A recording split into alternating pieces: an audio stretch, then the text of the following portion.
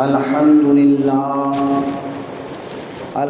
لله الذي أبدع الأفلاك والأرضين والصلاة والسلام على من كان نبيا وآدم بين الماء والطين وعلى آله وأصحابه أجمعين أما بعد۔ مشکات شریف میں یہ حدیث میں نے ابھی کچھ دنوں پہلے پڑھایا ہے۔ آپ لوگوں کی دعا سے الحمدللہ بخاری سے لے کر نچلی جماعت تک ساری جماعت کی کتابیں میں پڑھاتا ہوں، حدیث کی ساری کتابیں پڑھاتا ہوں۔ تو مشکات شریف میں پڑھاتے ہوئے یہ حدیث نظر سے گزری کہ نماز کے بعد میں کون سا ذکر کیا جائے، اس کا ایک باب ہی مشکات میں باندھا گیا ہے۔ اس باب کے تحت یہ حدیث موجود ہے کہ صحابہ کرام میں امیر صحابہ بھی تھے اور غریب صحابہ بھی۔ امیروں کے لیے حکم یہ تھا کہ وہ نماز بھی پڑھیں، روزہ بھی رکھیں، حج بھی کریں، زکوٰۃ بھی دیں۔ اسلام کے جو بنیادی 4 عبادت کرنے والے احکام ہیں یہی ہیں۔ تو جو امیر ہیں وہ نماز روزے کے ساتھ حج اور زکوٰۃ کا فریضہ بھی انجام دیتے تھے، لیکن جو صحابہ غریب تھے وہ صحابہ اس بات سے دکھی ہوئے کہ امیر صحابہ ہم پر فضیلت لے گئے۔ اپنے دکھ کا اظہار دنیا جہان کے دکھ درد کو دور کرنے والے آقا کی بارگاہ میں پیش کیے۔ ہر درد کی دوا ہے صلی علی محمد، تو ہر کسی کے دل کے درد کی دوا میرے آقا کی بارگاہ میں ہے۔ کیوں دنیا کے سامنے روتے ہو؟ چھوڑ دو دنیا داروں کے سامنے رونا۔ رونا ہے تو اللہ کی بارگاہ میں رو، رسول اللہ کی بارگاہ میں رو۔ میرے آقا کریم کی خدمت میں صحابہ حاضر ہوئے اور عرض کرنے لگے، یا رسول اللہ، امیر صحابہ ہم سے فضیلت لے گئے۔ میرے آقا کریم صلی اللہ علیہ وسلم جو ہر کسی کے زخم پر مرہم رکھتے تھے، فرمایا فکر نہ کرو، میں ایک وظیفہ دے دیتا ہوں، 5 وقت کی نماز کے بعد میں اس وظیفے کو پڑھ لیا کرو، پھر تمہاری برابری کوئی نہیں کر سکے گا جب تک کہ وہ بھی اس وظیفہ کو نہ کرنے لگ جائے۔ میرے آقا نے فرمایا نماز کے بعد میں 33 مرتبہ سبحان اللہ، 33 مرتبہ الحمدللہ اور 34 مرتبہ اللہ اکبر پڑھ لیا کرو۔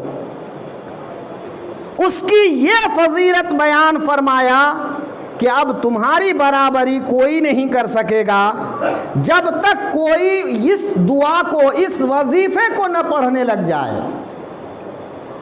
غریب صحابہ نے ہر نماز کے بعد اس وظیفے کو پڑھنا شروع کیا، مگر میرے آقا کی بات چھپی ہوئی تو نہیں رہتی تھی۔ شدہ یہ بات امیر صحابہ کے کانوں تک پہنچ گئی۔ امیر صحابہ کے کانوں تک جب یہ بات پہنچی تو امیر صحابہ بھی اس وظیفہ کو کرنے لگ گئے۔ بھئی منع تو کسی کے لیے نہیں کیے تھے۔ میرے آقا نے فرمایا تم پڑھا کرو، تمہاری برابری تب تک کوئی نہیں کر پائے گا جب تک وہ اس وظیفے کو نہ پڑھنے لگے۔ اور صحابہ میرے رسول کی ہر بات پر عمل کرنا چاہتے تھے، تو امیر صحابہ بھی اس کو پڑھنے لگے۔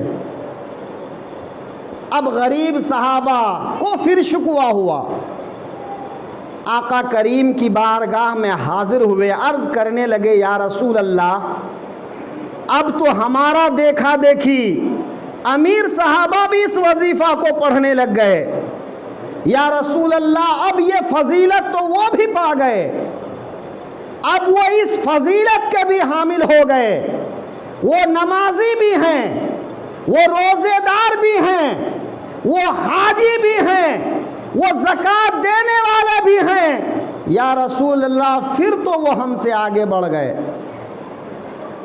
اب ایسے وقت میرے آقا کا جو جواب ملا وہ جواب میں سنانا چاہتا ہوں آپ کو، تاکہ آپ اپنی زندگی میں اس کو اپنائیں اور سمجھیں کہ ایک مومن کی زندگی کیسی ہونی چاہیے، ایک مسلمان کی زندگی کیسی ہونی چاہیے۔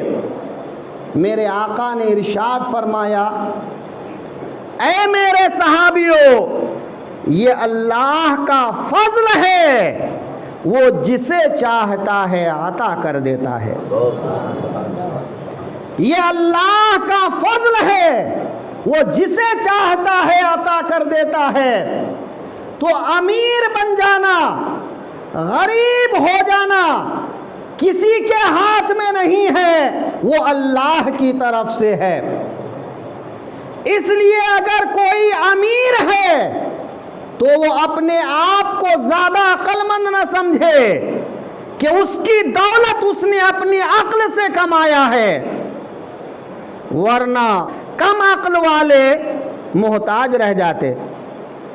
لیکن دیکھیں گے آپ جن کو کچھ بھی پڑھنا لکھنا نہیں آتا، انگوٹھا چھاپ ہے مگر کروڑوں کا مالک ہے، اتنا پڑھا لکھا کہ وہ پروفیسر ہے لیکن 2 وقت کی روٹی کا محتاج ہے۔ تو دولت نہ علم سے آتی ہے، نہ عقل سے آتی ہے، نہ چالاکی سے آتی ہے، دولت دیتا میرا رب ہے اور غربت و افلاس بھی میرے رب کی طرف سے ہے۔ دل چھوٹا مت کرو، اللہ جس حال میں رکھے اسی حال میں خوش رہو۔ ایک روٹی مل جائے اللہ کا شکر ادا کرو، آدھی مل جائے اللہ کا شکر ادا کرو، شکوہ مت کرو۔ زیادہ مل جائے تو شکریہ ادا کرو، کم مل جائے تو صبر کیا کرو، دکھی نہ ہو۔ ہاں یہ دیکھو کہ دین پر کتنا قائم ہو، اسلام تمہاری زندگی میں کتنا زیادہ ہے، شریعت کے کتنے پابند ہو، رسول اللہ کے سنت کے کیسے پیروکار ہو۔ یہ زندگی کا مطلب اگر آپ کے ذہن میں آ گیا ہو تو اب عرض کروں، اللہ رب العزت نے امیر بھی بنایا، غریب بھی بنایا، ضرورت مند بھی بنایا، اور کسی کی ضرورت میں کام آنے والا بھی بنایا۔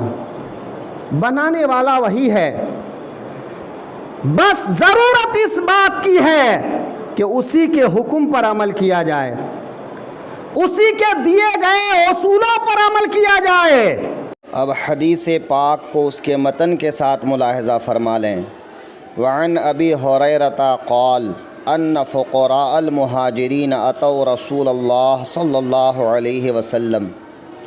حضرت ابو ہریرہ رضی اللہ عنہ سے مروی ہے، کہتے ہیں کہ بے شک مہاجرین فقراء رسول اللہ صلی اللہ علیہ وسلم کی بارگاہ میں آئے، فقالوا تو انہوں نے کہا قد ذهب اہل الدثور بالدرجات العلا والنعیم المقیم، بے شک مالدار لوگ بلند و بالا مرتبے کو پہنچ گئے اور جنت النعیم میں وہ مقیم ہو گئے۔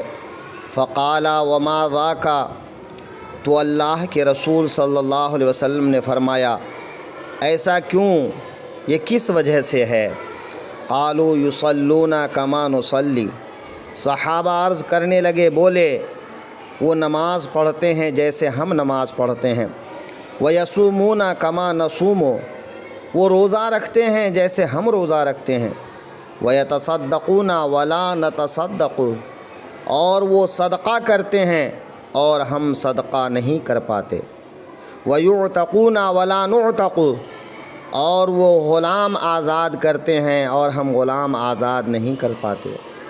فقال رسول اللہ صلی اللہ علیہ وسلم، تو اللہ کے رسول صلی اللہ علیہ وسلم نے فرمایا، افلا اعلمکم شیئا، کیا میں تم لوگوں کو کچھ ایسی چیزیں نہ سکھا دوں، تدرکون بہ من سبقکم، تاکہ تم ان کے مرتبے کو پالو جو تم پر سبقت کر گئے، وتسبقون بہ من بعدکم، اور اس کے ذریعے سے تم لوگ اپنے بعد والوں پر سبقت لے جاؤ، ولا یکون احد افضل منکم الا من صنع مثل ما صنعتم، کوئی شخص تم سے افضل نہیں ہوگا مگر وہ جس نے وہ کیا جو تم نے کیا۔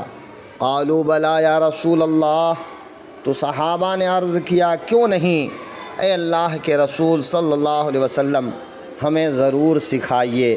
قال تسبحون وتکبرون وتحمدون دبر کل صلاۃ 33 مرۃ، فرمایا تسبیح پڑھ لیا کرو یعنی سبحان اللہ پڑھ لیا کرو، اور تکبیر پڑھ لیا کرو یعنی اللہ اکبر کہہ لیا کرو، اور اللہ کی حمد کر لیا کرو یعنی الحمدللہ پڑھ لیا کرو، ہر نماز کے بعد 33 مرتبہ۔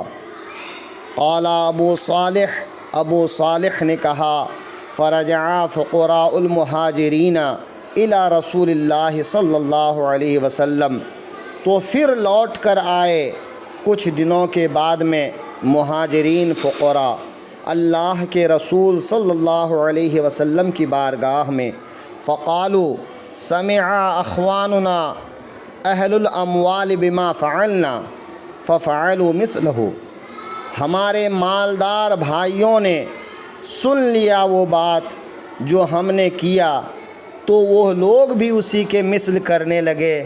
فقال رسول اللہ صلی اللہ علیہ وسلم، تو اللہ کے رسول صلی اللہ علیہ وسلم نے فرمایا، ذالک فضل اللہ یؤتی من یشاء، وہ اللہ کا فضل ہے، جسے چاہتا ہے وہ عطا فرما دیتا ہے۔ یہ حدیث متفق علیہ ہے۔